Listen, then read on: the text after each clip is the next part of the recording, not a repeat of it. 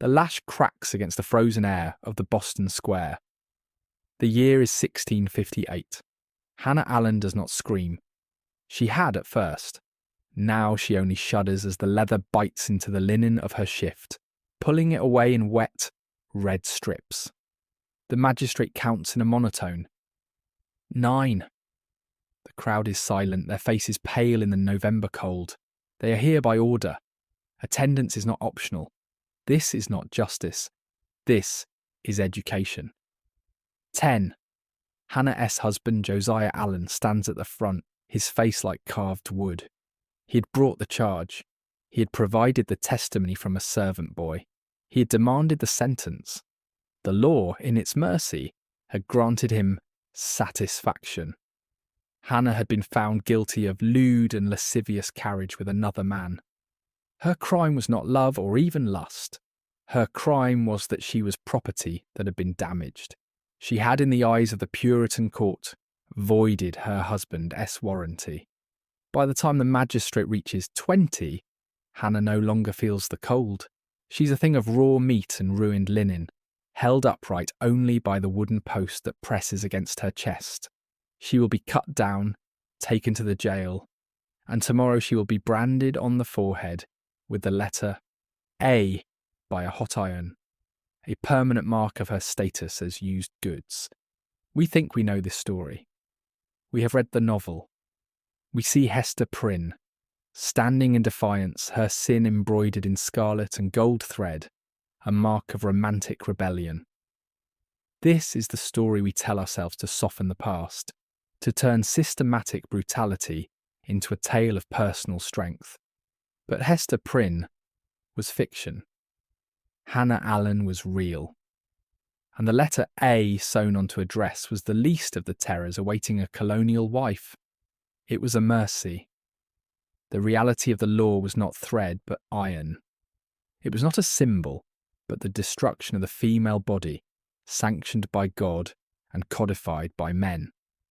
What the Puritans and their contemporaries created was not simple piety, but an architecture of female subjugation, so precise and so complete that it turned every wife into a potential prisoner and every husband into her legal jailer.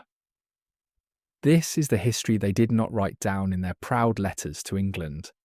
This is the truth hidden beneath the floorboards of the saltbox houses we admire for their simple charm. To understand this architecture, we must first erase the fiction. The crime in the eyes of the law was not sin, it was theft. In a world without DNA testing, a man's entire legacy, his name, his farm, his wealth, his very place in the world rested on one single fragile point: the absolute sexual fidelity of his wife. Her body was not her own. It was a vessel, a container for his bloodline. Her adultery was not a matter of the heart. It was a contamination of his lineage, a legal catastrophe that threatened to pass his property to another man's bastard. The woman, therefore, had to be controlled.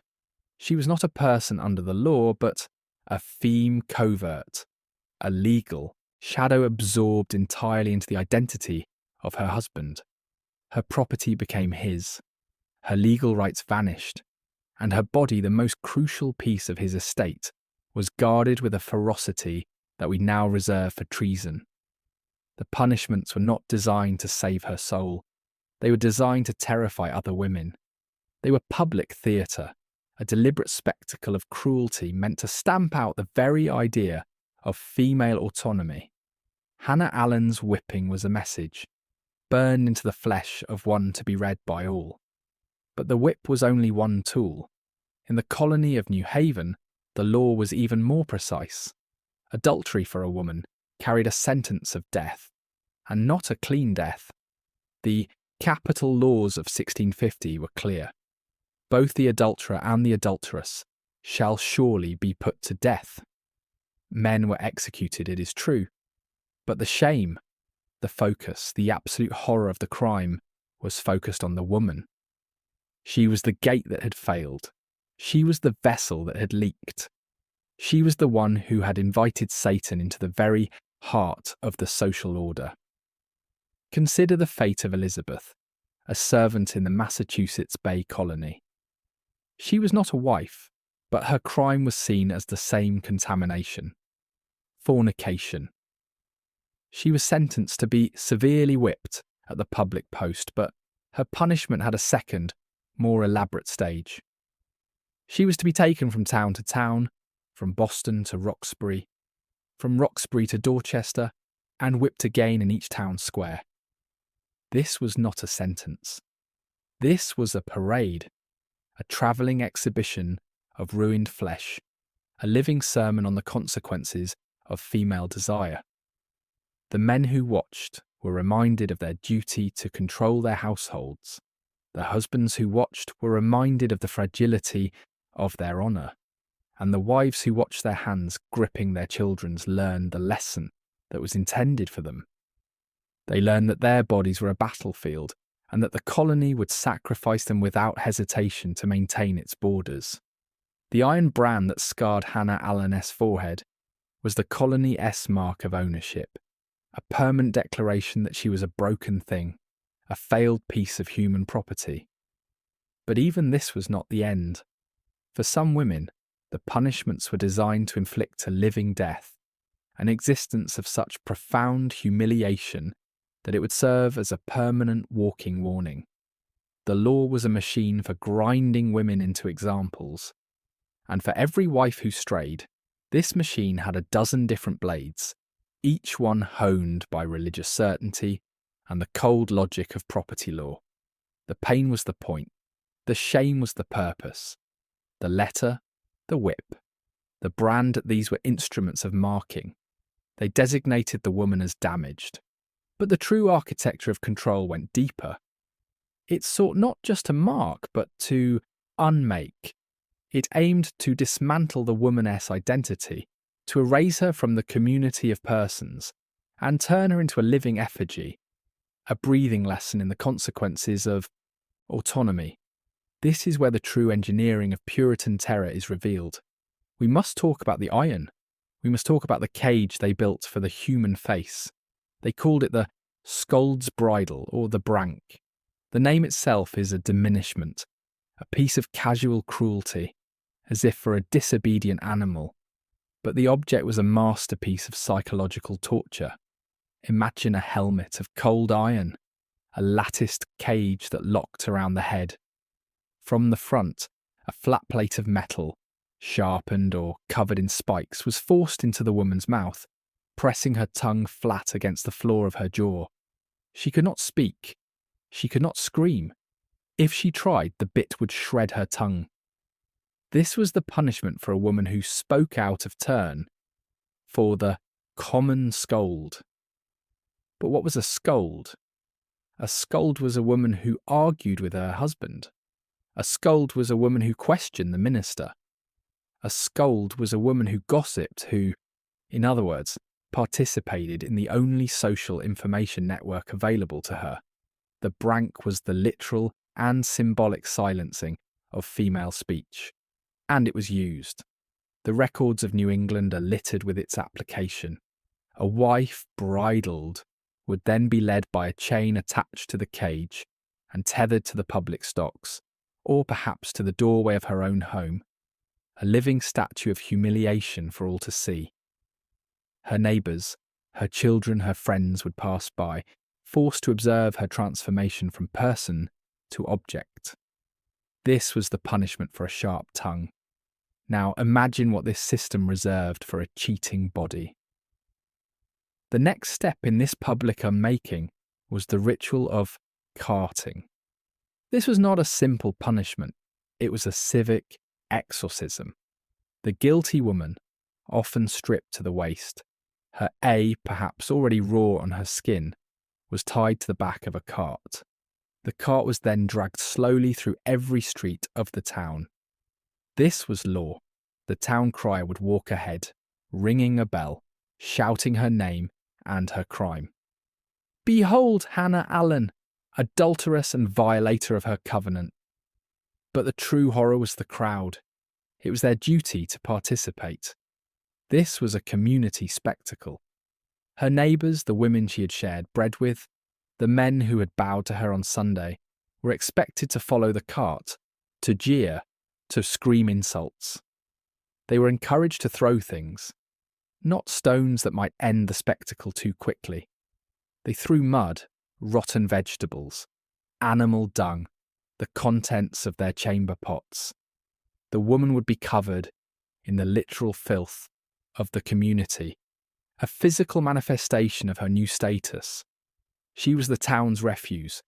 The noise would be deafening, the ringing bell, the crier's shout, the howling mob. And in the centre of it, the woman, bound and filth-covered, being systematically erased as a human being. The carting ritual had a precise legal purpose, to make her a stranger in her own home, to sever every social bond. She was no longer a wife, a mother, or a neighbour. She was the whore. And this parade of degradation would often end at the town gallows, where she would be tied for several hours, a final warning of the fate she had so narrowly, for now, avoided. But even this was not the end of the machinery. There was the water, the ducking stool. We see it now in quaint drawings, a harmless piece of village folly. This is a lie. The ducking stool was an instrument of torture, a machine for mock drowning that often failed in its pretense. It was a long wooden beam balanced on the edge of a river or pond, a pond that, for much of the New England year, was filmed with ice. The woman was strapped into a chair at the end of the beam. The operator would then plunge her into the freezing water, hold her under until her lungs burned, and haul her up, gasping, choking, and blue with cold. And then he would do it again, and again, and again. The number of ducks was prescribed by the magistrate, 3, 5, 7. Each one a near-death experience, each one a perfect, suspended moment of absolute terror.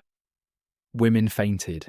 They inhaled water, leading to pneumonia, a death sentence in 1660. They had heart failure from the shock of the cold. Sometimes the operator, perhaps too zealous in his duty, would simply hold her under for too long, and the woman who was pulled from the water would be a limp, drowned corpse. The law would call it an accident, an act of God. It was murder by proxy. This torture was most often prescribed for scolds and disorderly women, but it found a special purpose for adulteresses. It was a ritual cleansing, a violent baptism to cool her wantonness. It was the community demonstrating, in the most visceral way possible, its power over her breath, its right to hold her life quite literally in its hands. The brank silenced her. The carting defiled her. The ducking stool suffocated her. This was not justice. This was a systematic, step-by-step disassembly of a human being. These spectacles, the bridle, the cart, the stool, were the shock troops of the patriarchy, the frontline horrors designed for maximum public terror. But the true, grinding, day-to-day war was waged not with iron and water, but with paper and ink. It was waged in the silent, wood-panelled courtrooms where the law itself was the weapon, an instrument of such cold and total precision that it could erase a woman from her own life without ever laying a hand on her. We speak of divorce, and we imagine a modern severing, a sad but civil parting of ways. This is a profound and dangerous misunderstanding. In the colonies, divorce was not an exit. It was a final act of legal annihilation, and it was a privilege reserved almost exclusively for men. A woman could not simply petition for divorce. She had no legal standing, no voice to be heard. She was feme covert, a non-person. A man, however, could petition on the grounds of his wife's adultery, and the court would grant him what was called a divorce from bed and board. This did not free the woman. It unleashed her husband. The court would grant him this separation, and with it, he retained everything. He kept the house, the land, the farm, the tools, and every shilling she may have brought into the marriage. She was cast out, often literally, with nothing but the shift on her back. But the true genius of this cruelty, the part designed to break her spirit as surely as the whip broke her skin, was what it did to her children. Under the law, children were not hers. They were his. They were his property, as surely as his livestock or his musket. In a divorce granted for her adultery, the court would, without exception, award sole and absolute custody to the innocent father. She would be legally barred from seeing them. She could be arrested for approaching her own home.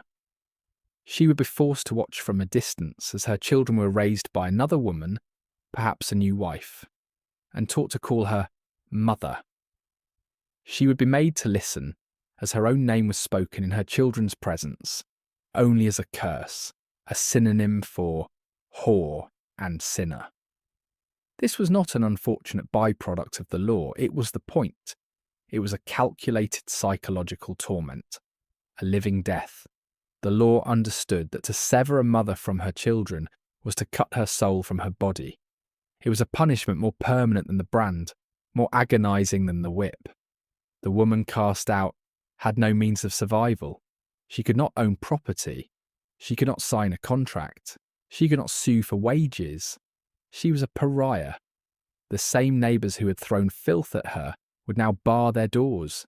No respectable household would hire her as a servant. She was left with three choices: starvation, prostitution, or indentured servitude, which was itself simply another form of slavery. The law had not just punished her, it had condemned her, removing her from the entire framework of society and leaving her to die in the margins. Now, consider the alternative. What if he was the adulterer?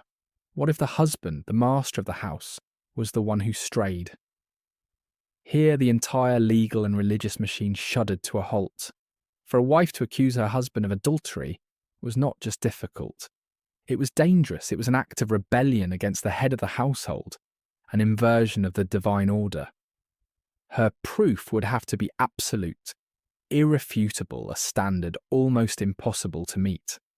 But even if she could, even if she brought witnesses who had seen him, the law simply shrugged. His adultery was not a crime in the same universe as hers. It was a sin. Yes, a failing. He might be fined.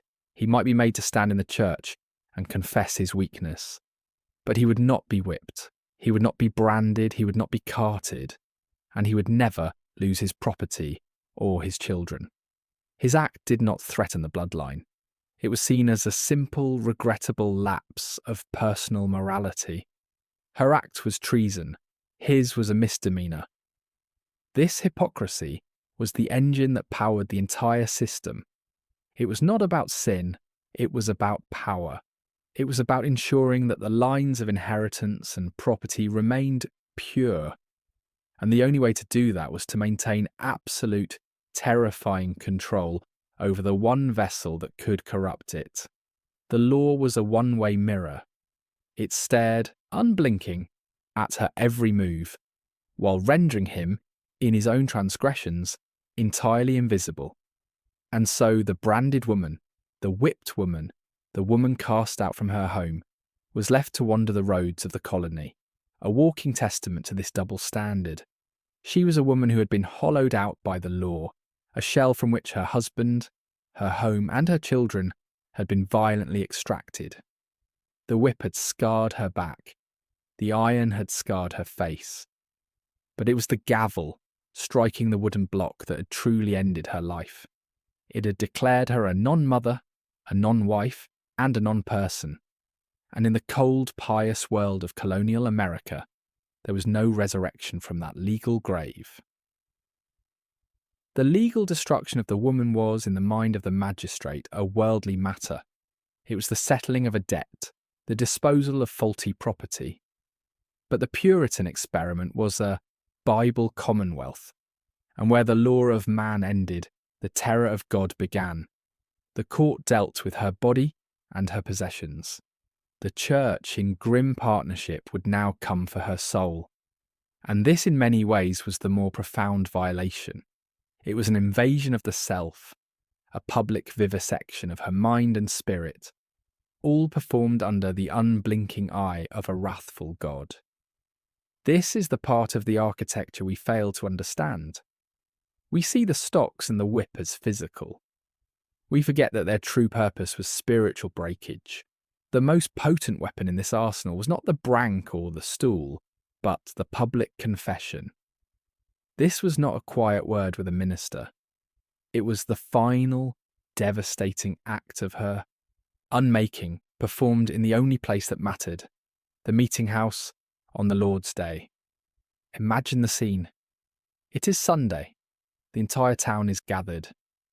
The air is cold and still, the only sound the rustle of wool and the hard breathing of the congregation. There are no songs, no joyous celebrations. There is only the word. And after the sermon, after the minister has spent 2 hours describing the flames of hell and the infinite depravity of the human heart, he calls her name. Hannah Allen. She is brought from the jail where she has been held since her branding. She is not led to her family pew. That right is gone forever. She is forced to stand alone, in the centre aisle, or perhaps on a small wooden stool placed before the pulpit, facing the entire congregation.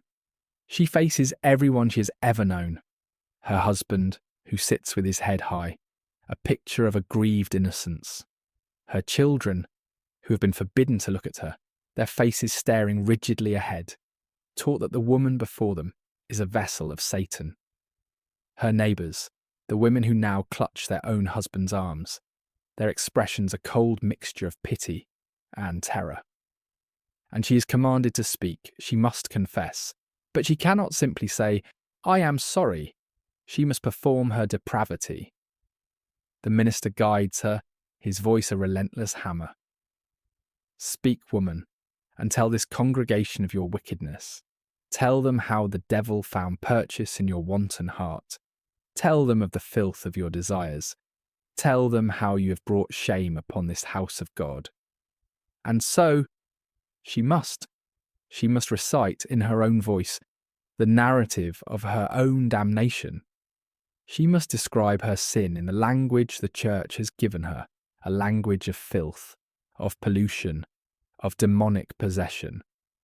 She must agree publicly that she is not a person who made a mistake, but a monster who has betrayed God himself. This is a ritual of psychological demolition. She is being forced to participate in her own execution.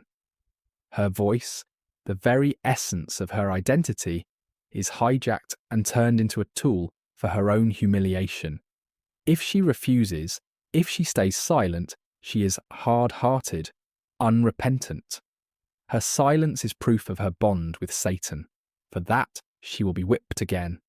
And again, she will be denied all communion, excommunicated, cast out not just from the town, but from God's grace. She will be, in their eyes, already damned. So she speaks. Her voice is a dry whisper in the cold building. And as she speaks, she is not just confessing.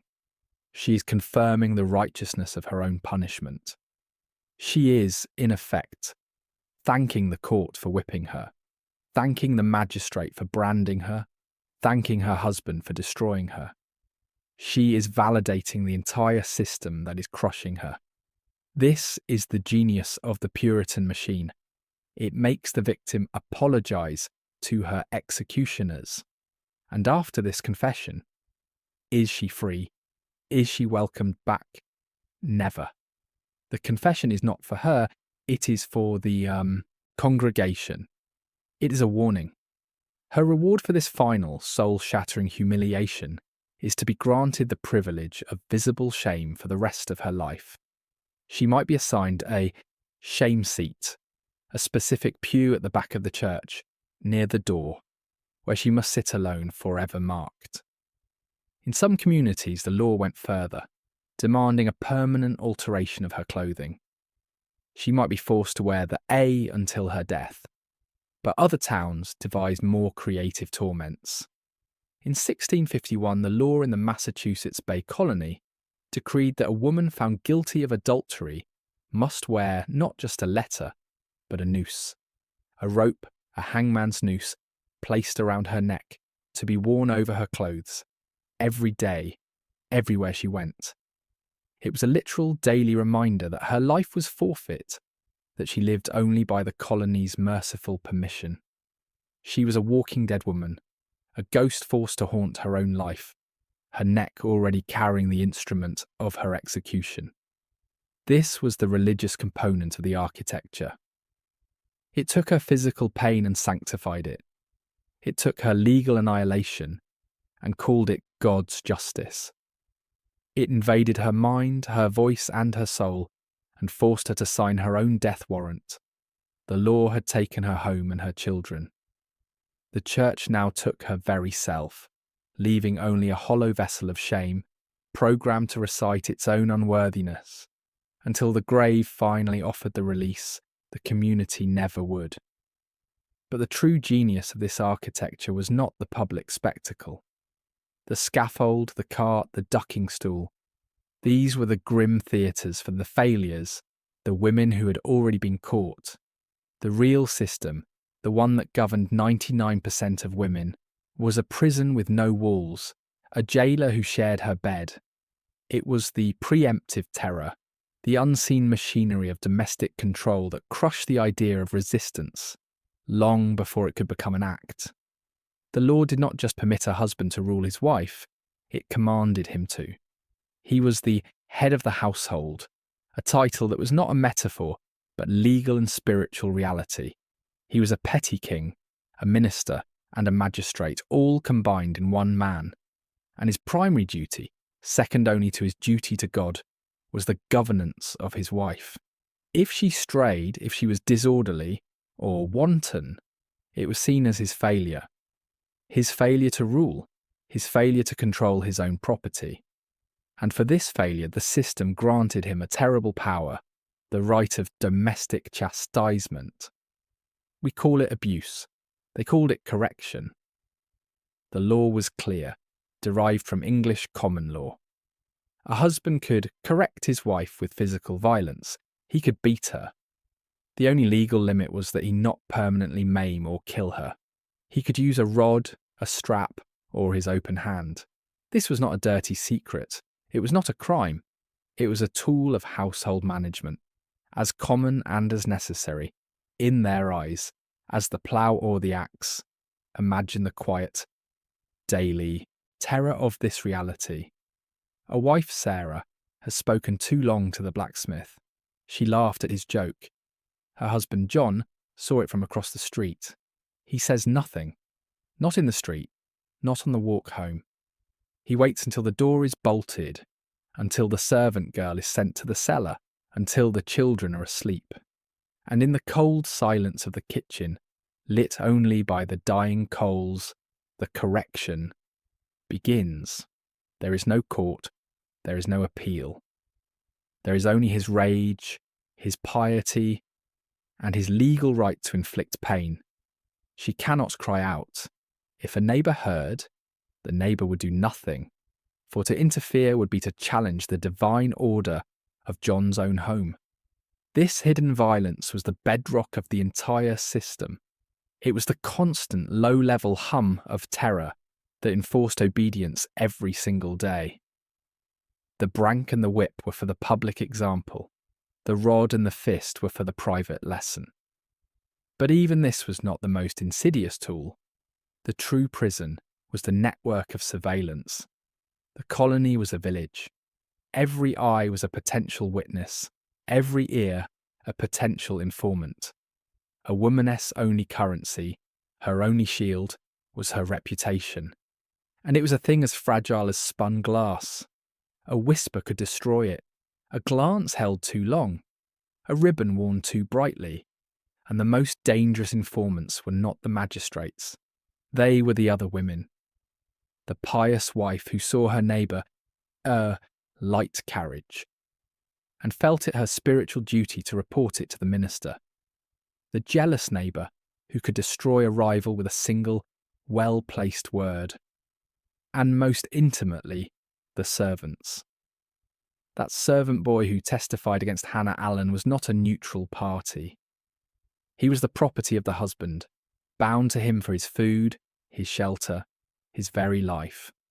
To curry favour with the master, to gain a small privilege, or simply to exercise his own small, cruel power, all he had to do was watch the mistress and report. The wife was thus a prisoner in her own home, surrounded by spies who wore the faces of her friends, her neighbours, and her servants. She lived in a panopticon of Puritan judgment where she was never, ever truly alone.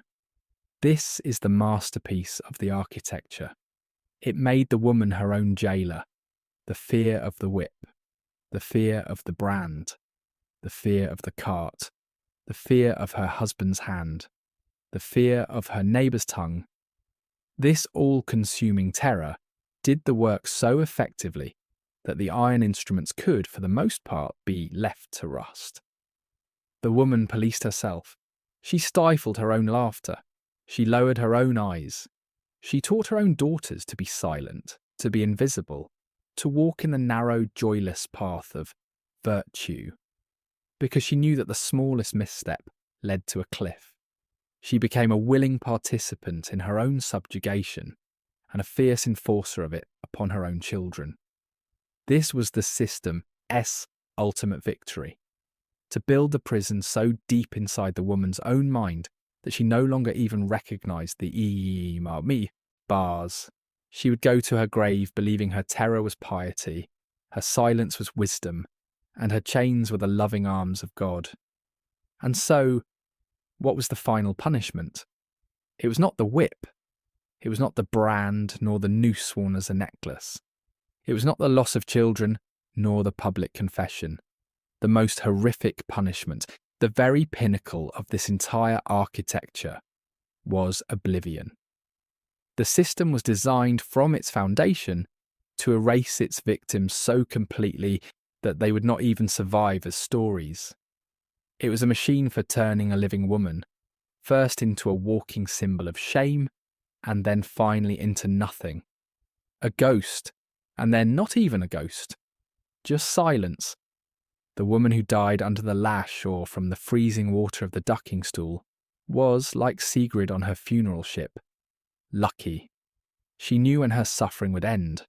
The true victims were the survivors, the women who lived for decades with the A burned into their flesh, the women who sat alone in the shame seat until their hair turned white, the women who walked the streets of Boston or Salem, flinching from the gaze of the children they were forbidden to speak to. They were the system's greatest successes. They were the living monuments to its power, forced to carry their own sentence until the grave. We, today, look for their resistance. We want to find the secret networks, the defiant gestures, the hidden strength. We are desperate to find Hester Prynne. We find instead almost nothing, and this is the proof. The system worked. It was so total, so pervasive, weaving together law, religion, domestic violence, and public terror that it smothered the very oxygen of resistance. It built the prison inside the mind. It left no record of the woman's side because, in the eyes of the law and the church, she had no side. She was not a participant in her own life. She was the object of its governance. This is the truth we have tried to forget. The quaint villages of New England, the pious founding fathers, the simple colonial life we romanticize. All of it was built on a bedrock of systematic, legalized and sanctified female terror. The true scarlet letter was not a piece of embroidered cloth. It was the entire legal and social code, written in ink and iron, that declared a woman's body to be the property of another. The most horrific punishment was not a single, brutal act. It was the lifelong, inescapable, soul-crushing certainty that you did not belong to yourself, and that if you ever dared to forget it, for even a moment, the entire world, your husband, your neighbours, your minister, and your God would unite with righteous and terrible force to remind you. The silence in the archives is not an accident of history. It is the sound of a perfectly successful machine. It is the final, chilling evidence of an architecture that did not just punish women, but erase them, leaving behind only the laws that broke them, and the pious diaries of the men who owned them.